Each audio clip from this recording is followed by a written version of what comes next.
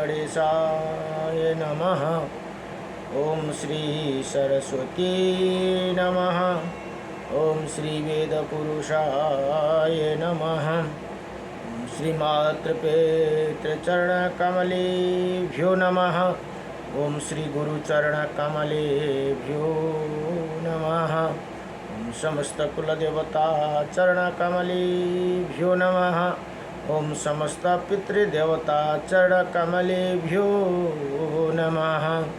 कृष्णं नारायणं वन्दे कृष्णं वन्दे व्रजप्रियं कृष्णं द्वैपायनं वन्दे कृष्णं वन्दे पृथासुतं वासुदेवं सुता देवकं सचारुणमर्दनं देवकी परमानन्दं कृष्णं वन्दे जगद्गुरुं। मुखं करोति वाचालं पंगुं लंघयति गिरिं यत्कृपातमहं वन्दे परमानन्दमाधवं। कस्तूरितिलकं ललाटपटले वक्षौ स्थूले कौस्तुभं नासाग्रे वरमौक्तिकं करतले वेणुकरे कङ्कणं सर्वज्ञहरिचन्दनसुललितं कण्ठे च मुक्तं बली। गोपाल स्त्री परिवेष्टितो विजयते गोपालचूड़ामुनिः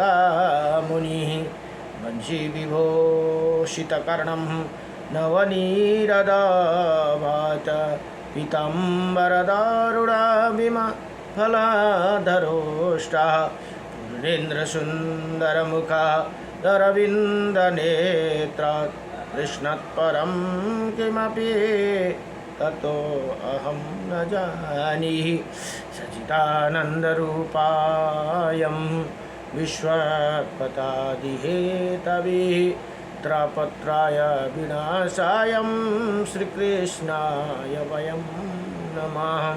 ॐ कृष्णाय वासुदेवाय हरये परमात्मने प्रणतक्लेशनाशाय गोविन्दाय नमो नमः।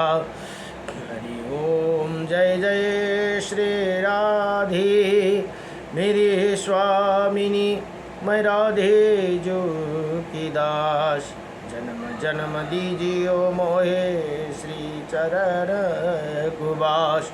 जन्म जन्म दीजियो मोहे श्री वृंदावन को वास। जय जय राधारमण हरि जय जय नवल किशोर जय जय गोपीचितचोर प्रभु जय जय माखन चोर। जन्म जन्म दीजियो मोहे श्री चरण कुबास।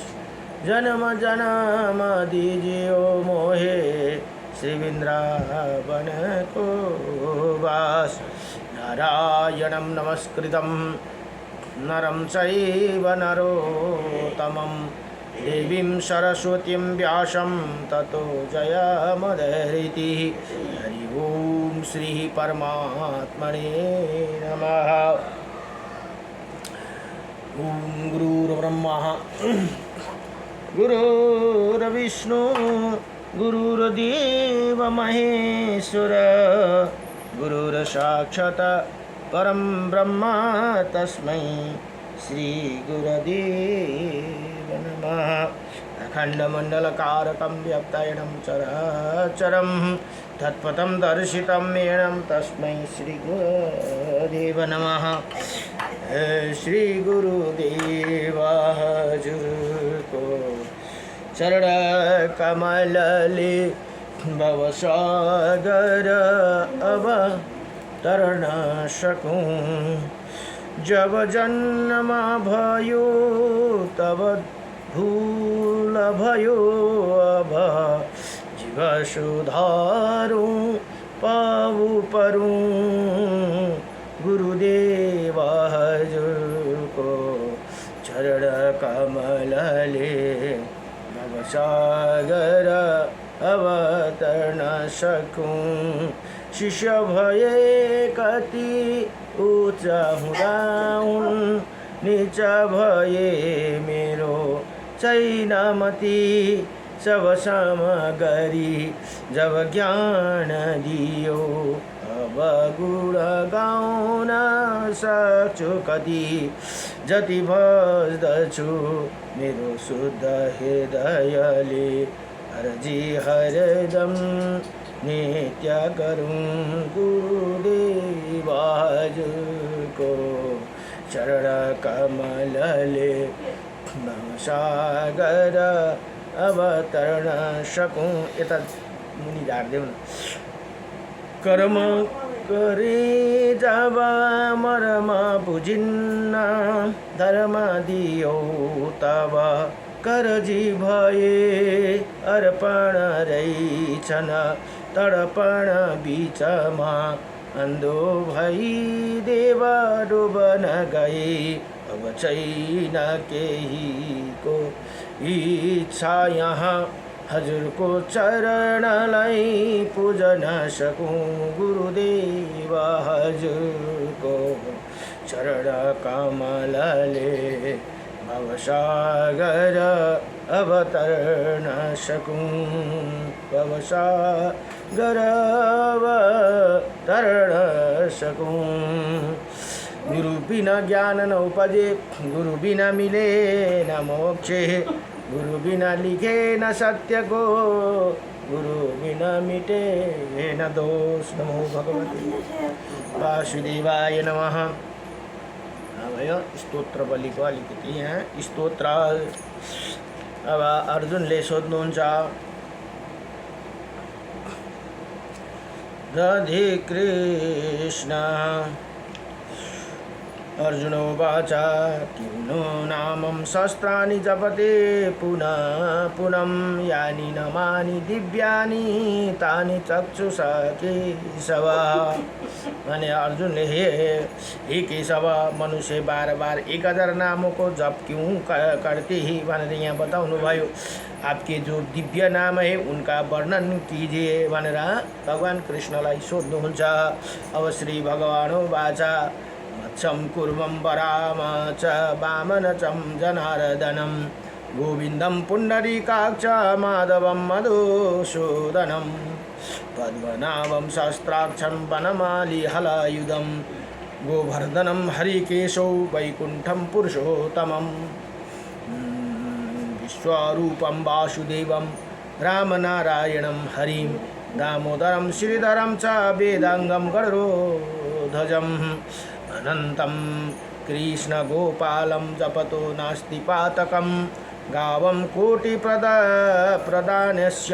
अश्वमेधस्य तस्य च कन्यादानं शस्त्राणं फलं प्राप्नोति मानव अमावास्या वा पूर्णिमासमे एकादश्यं तथैव च संध्याकाले स्मरे नित्यं प्रातःकाले तथैव च मध्याह्ने च जपे नित्यं सर्वपापै प्रमोचति भनेर यहाँ बताउनु भयो। अब यहाँ भन्नुहुन्छ हे अर्जुन भगवान कृष्ण मत्स्य कुर्म वराह वामन जनार्दनम गोविन्दम पुण्डरीकाक्षं माधवं मधुसूदन पद्मनाभं शास्त्राक्षं वनमाली हलयुधं गोवर्धनं ऋषिकेशो वैकुण्ठं पुरुषोत्तमं विश्वरूपं वासुदेवं रामनारायणं हरि दामोदरं श्रीधरं वेदांगं गरुडध्वजं अनंतम और कृष्ण गोपालम। इन नाम जप करने वाला मनुष्य का भीतर पाप नहीं रहती भनेर यहाँ बताउनुहुन्छ।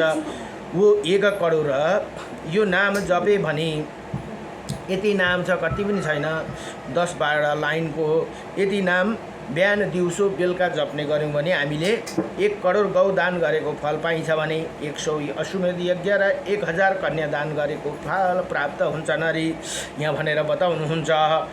अब अमावास्या यहाँ भन्नुहुन्छ अमावास्या पूर्णिमा तथा एकादशी तिथि को और प्रतिदिन स्वयं प्राप्त एवं मध्याह्न के समय इन नाम का स्मरण पूर्वक जप करने वाला पुरुष संपूर्ण पापों से मुक्ति हो जाते हैं भनेर यहाँ बताउनु भयो। यति भनेर यो स्तोत्र बलिको 2 अध्यायमा 2 अध्यायको स्तोत्रम। नमो भगवते वासुदेवाय ओम नमो भगवते वासुदेवाय।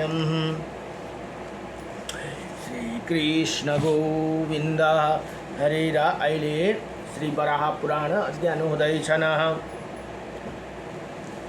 अब हिजो 99 सम्म हिजो सक्यो भने आज 100 र 101 अध्यायमा अब हिजो यहाँ दानको महिमा चल्दैछ हे। हिजो तिल धेनुको प्रसङ्ग थियो भने आज जल धेनुको, अब जलको पनि गाई बनाएर दान गर्नु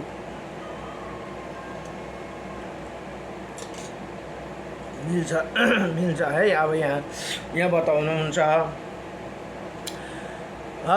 पुरोहित होताजी कहते हे भनेर, यहाँ जो होताजी भनेको जो पुरोहितलाई, होता भनेको जो होम गर्ने हुन्छन् पुरोहित, है राजेन्द्र भनेर राजालाई श्रुत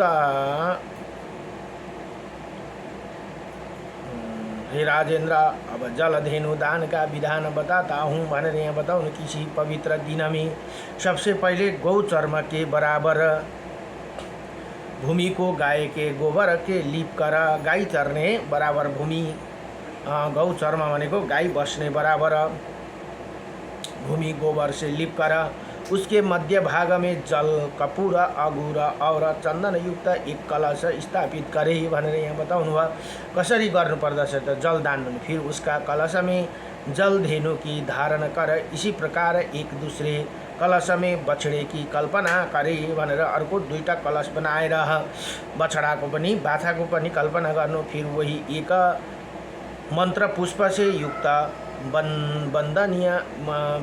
बंदिनी पात्र राखे भनेर यहाँ बताउनु भयो। पूर्वत कलश में दुर्वांकुर जटामसी उशीर खस की जड़ कुष्ठा संज्ञा औषधि शिलाजीता नेत्रबाला पवित्र पर्वत की रेणु अमला के फल सरसों का सप्तधनिया आदि वस्तु को डालकर उसे पुष्प मालाओं से सजाना चाहिए भनेर यहाँ बताउनुहुन्छ।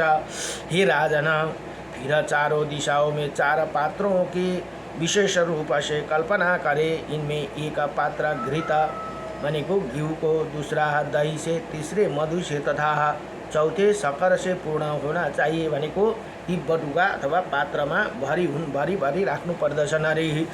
अब कुम्भीमही धेनु में सुवर्णमय मुख एवं ताम्र के श्रृंग पीठ तथा नेत्र की कल्पना करना चाहिए भनेर यहाँ बताउनु भयो। पास में काँस की दुहनी रखना चाहिए, काँस को पात्रमा दुधेरू दुहनी भने तथा उसके कुश के रौए बनाने और सूत्रों से उसकी पूछ की रचना करी भनेर यहाँ बताउनु भयो। पुनः वस्त्र आभरण तथा घटिका से उसे सजाकर सुशोभित दांत एवं गुण से मुख की रचना करे। गुण को शक्कर को मुख बनाउनु हरे। चीनी से उसे धेनु का जीव और मखाना से स्तन को निर्माण करे भनेर यहाँ बताउनु भयो।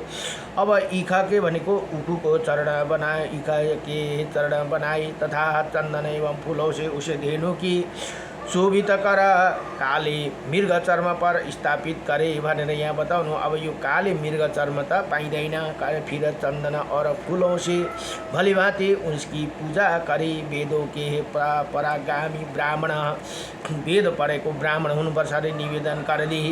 हे राजन, जो मानव इसी धेनु दान को देखता और इसी चर्चा को कहता अथवा सुनता है तथा जो ब्राह्मण ये दान ग्रहण करता है वो सभी सौभाग्यशाली पुरुष पापों से मुक्त होकर विष्णु लोक में जाते हैं भनेर यहाँ बताउनु भयो। हे राजन, ये जिसे सदक्षिण अश्वमेध यज्ञ किया है, जिसे 1 बार जल धेनु का दान किया, उन्हें दोनों का फल बराबर है अथवा समान आता है भनेर हेर्नुस् त। जसले अश्वमेध यज्ञ गर्नु त सम्भवै छैन अहिले, तर यति उपाय गरेर जलदान यदि गर्छन् भने उनले अश्वमेध यज्ञ गरेको फल पाइन्छन्। कति सजिलो दान बताइदिएको छ हामीलाई जलदान। अब त्यो जलमा गरेर आफ्नो वेट बराबर काहीँ देवालय गुरुकुलमा लगेर काहीँ स्कुलतिर लगेर जल पिलाइदिन पनि हुन्छन्। जल अथवा जुस शर्बत जे तपाईँले आफ्नो सामर्थ्य अनुसारले यहाँ भन्नुहुन्छ। यस्तो सजिलो जल धेनु का दान किया उसे दोनों का फल समान होते हैं भनेर यहाँ बताउनु भयो। इसी प्रकार जल धेनु के दान करने वाला व्यक्ति सबै पाप समाप्त हो जाते हैं और जितेंद्रिय पुरुष स्वर्ग को जाते हैं भनेर यहाँ बताउनु भयो। अब पुरोहित होता जी कहते हैं भनेर यहाँ बताउनु। हे राजन, संक्षेप में अब रसधेनु का विधान कहता हूँ सुनो भनेर यहाँ बताउनु भयो। अब लिपि हुई पवित्र भूमि पर काला मृग चर्म और कुश बिछाकर उस पर ईखा के रस, हेर्नुहोस् त, रस धेनु भनेको उखुको रस है। उखु के रस का भरा हुआ एक घड़ा रखे और फिर पूर्वतः ही संकल्प करे। त्यो जल राही जस्तै गरेर उखुको रसमा पनि उसी घड़े के पास में उसके चौथाई हिस्से के बराबर एक छोटे कलश राखिए, क्योंकि छोटा कलश बछड़ा भनेको बाछाको निमित्त रखना चाहिए। उसे चारों पैरों स्थान पर उखू के 4 डंडे रखे और उनके चांदी का या 4 खुरिया लगा दी। फिर सोने की सिंह बनाकर श्रेष्ठ आभूषण पहना दी। उसी का पूछ की जगह वस्त्र और स्तन की जगह घृत रखकर उसे फूल और कम्बल से सजाना चाहिए भनेर यहाँ बताउनु भयो। उसका मुख और जीवा सकरा से बने हुए दांत के जगह पर फल रखे। उसी रस धेनु पीठ तांबे की बनाए और रुई की जगह फूल लगा दी भनेर यहाँ बताउनु। तथा रौं भनेको जुन भुत्ला हुन्छन् गाईको। अब मोती से आँखों की रचना कर चारों दिशाओं 7 प्रकार अनंत अन्न रख दी। फिर उसी धेनु को सब प्रकार उपकरण से सुशोभित तथा अखिल गंध से सुवासित करना चाहिए। उसे चारों दिशाओं में तिल से भरे हुए 4 पात्र रखे। ऐसे धेनु समस्त लक्षणों से युक्त तथा परिवार वाले क्षत्रिय ब्राह्मण परिवार वाले श्रोत्रिय ब्राह्मण को अर्पण कर दे। इसी स्वर्ग में जाने की कामना हो या पुरुष नित्य प्रति रस धेनु का दान करे। इसी फल स्वरूप वह संपूर्ण पापों से रहित होकर स्वर्गलोक में जाने का अधिकारी होते हैं। इसके दान देने वाला और लेने वाला दोनों उसी दिन एक ही समय भोजन करना चाहिए भनेर यहाँ बताउनु भयो। ऐसे करने से उसी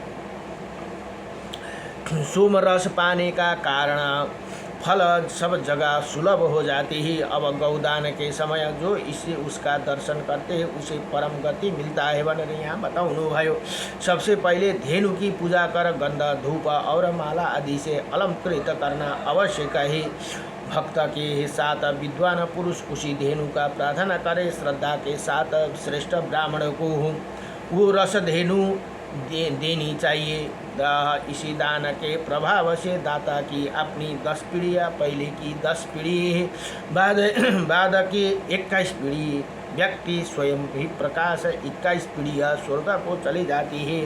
अझ श्राद्धको टाइममा यति गरे भने त यसरी सबै 21 कुल नै तर्छन् भनेर यहाँ बताउनु भयो। उहाँ से पुनः संसार में आना संभव असंभव है। संसार में फेरि जन्म लिएर आउनु पर्दैन भनेर यहाँ बताउनु भयो। हे राजन, यस रस धेनु का दान सबसे उत्तम माना जाते हैं। इसका वर्णन मैंने तुम्हारे सामने कर दिया।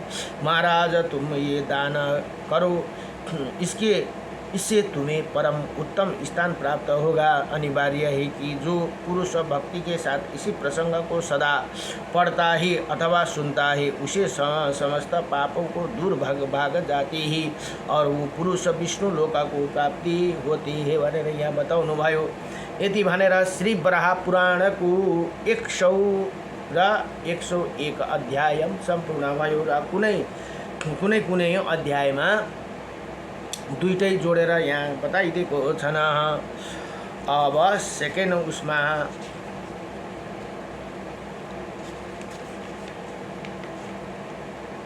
यहाँ भन्नुहुन्छ, अब गुण धेनु दान की विधि भनेर यहाँ बताउनु भयो। नमो भगवते वसुदेवाय।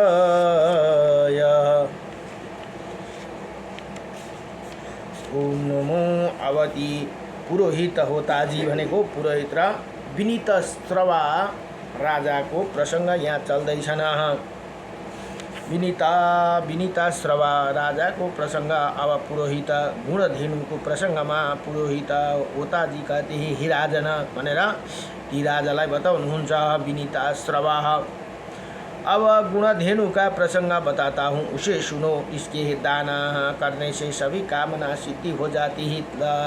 लिपि हुई भूमि पर काला मृग चर्म और कुश बिछाकर उस पर वस्त्र फैला दी। फिर पर्याप्त गुण लेकर उसे धेनु की आकृति तथा पास में बछड़े की आकृति बनाए। गुण कही गाईको आकृति बनाउनु हरे अनि बाछाको पनि एउटा सानो बाछाको पनि आकृति बनाउनु हरे। फिर काँसों की दोहनी रखना, उसका मुख सोने और उसकी सींग सोने अथवा अगुर की लकड़ी से एवं मणि तथा मोतियों दांत बनाई। गर्दन की जगह रत्न स्थापित करना चाहिए। उसी धेनु की नासिका चंदन से निर्माण करे और अगूरा काठ से उसे दोनों सिंग बनाए। उसी पीठ तांबे की होनी चाहिए और धेनु की पूछ रेशमी वस्त्र कल्पित करे और फिर सभी आभूषण से उसे अलंकृत करे। उसे पैरों की जगह 4 ईख भनेको उटु हो और खुर चांदी का फिरह कम्बल और पट्टा सूत्र से उसे धेनु का ढक्कर घंटा और चमर से अलंकृत तथा सुशोभित करना चाहिए। श्रेष्ठ पत्तों से उसके कान तथा मखाना से उसका धेनु का थुन की रचना करे। धेनु का थुन भनेको जुन दुध आउने थुन हुन्छ, उनको मखान भनेको जो दही अथवा घिउले उसको रचना करे। अब अनेकों प्रकार का फलों से उसी धेनु का भली भांति सुशोभित करना चाहिए। उस उत्तम गुण धेनु का निर्माण 4 भाग गुण के वजन से बनाना चाहिए और अथवा इसके आधे भाग से आधा निर्माण असंभव है। मध्य श्रेणी के धेनु इसके आधे परिमाण की मानी जाती है और एक भार के अधम श्रेणी का धेनु निर्माण होते हैं। यदि पुरुष धनहीन हो तो वो अपनी शक्ति के अनुसार 108 गुड़ की डल्ले से धेनु की बना सकते हैं भनेर यहाँ बताउनु भयो। घर में संपत्ति हो तो उसके अनुसार इसके अधिक मात्रा से बनाने का विधान है। फिर चंदन और फूल आदि से उसकी पूजा कर उसे ब्राह्मण को दान कर दे। चंदन पुष्पन आदि से पूजा करके पश्चात घृत से बना हुआ नैवेद्य एवं दीपक दिखाना अति आवश्यक है भनेर यहाँ बताउनु भयो। अब अग्निहोत्री और श्रोत्रिय ब्राह्मण को गुण धेनु देना उत्तम है। हे महाराजा, 1000 सोने के सिक्के सहित अथवा इसके आधे या आधे का आधे साथ गुण धेनु का दान किया जाए अथवा अपनी शक्ति के अनुसार ये 50 सिक्के साथ ही दान किया जा सकती है। चंदन और फूल से पूजा करके ब्राह्मण को अंगूठी और कान को आभूषण भी देना चाहिए। साथ में छाता और जूता दान करना चाहिए। दान के समय इसी प्रकार प्रार्थना करे, गोहे गुण धेनु तुमने अपार शक्ति है, सुबह है, तुम्हारी कृपा से संपत्ति सुलभ हो जाती है। हे देवी, मैं जो दान कर रहा हूँ इसी से प्रसन्न होकर तुम मुझे भक्षय और भोज्य पदार्थ देने की कृपा करे भनेर यसरी भने और लक्ष्मी आदि सभी पदार्थों मुझे सुलभ हो जाए। ऐसे प्रार्थना करके उपरांत पहले कहे हुए मंत्र का स्मरण करें। दांतों की पूर्व मुख बैठकर ब्राह्मणों को गुण धेनु का दान करना चाहिए। पुनः प्रार्थना करें, गुण धेनु मेरे द्वारा मन वाणी और कर्म द्वारा अर्जित पाप तुम्हारी कृपा से नष्ट हो जाए। इसी समय गुण धेनु का दान होते उसी अवसर पर जो इसी दृश्य को देखते हैं उसे उत्तम स्थान प्राप्त होते हैं जहाँ दूध तथा घृत एवं दही बनाने वाला नदियाँ है। जिस दिव्य लोक में ऋषि मुनि और सिद्धियों का समुदाय शोभा पाते वहाँ इसी धेनु का दाता पुरुष पहुँच जाते हैं। अब गुण धेनु संबंधी दान के प्रभाव से 10 पूर्व के 10 पीछे के होने वाला पुरुष एक एक को इसी प्रकार 21 पुरुष विष्णु लोका को शीघ्र पहुँच जाते हैं भनेर यहाँ बताउनु भयो। आयन विशुभ युग व्याप्तिपाद और दिन क्षय और इन्हीं दान में साधन कहे गए हैं। इन अवसर पर गुणधेनु का दान का विधान उत्तम है। हे महामते भनेर यहाँ यी होताले ती विनीता श्रवा राजालाई भन्नुहुन्छ सुपात्र ब्राह्मण को देखकर ही इसी धेनु का श्राद्ध के साथ दान करना चाहिए। इसे भोग एवं मोक्ष सब सुलभ हो जाते और समस्त कामना पूर्ण हो जाती है तथा दाता सभी पापों से मुक्ति हो जाते हैं। गुण धेनु की कृपा से अखिल सौभाग्य इसी लोका में अतुल्य आयु एवं आरोग्य तथा ऐश्वर्य सुलभ हो जाते हैं। जो इसी प्रसंग को पढ़ता है तथा कहीं योजन दूर रहकर भी इसी गुण धेनु का दान के सम्मित देते हैं वो इसी संसार में दीर्घ काल तक वैभव से संपन्न रहकर अंत में स्वर्ग में निवास करते भनेर यहाँ बताउनु भयो। यति भनेर श्री वराह पुराण को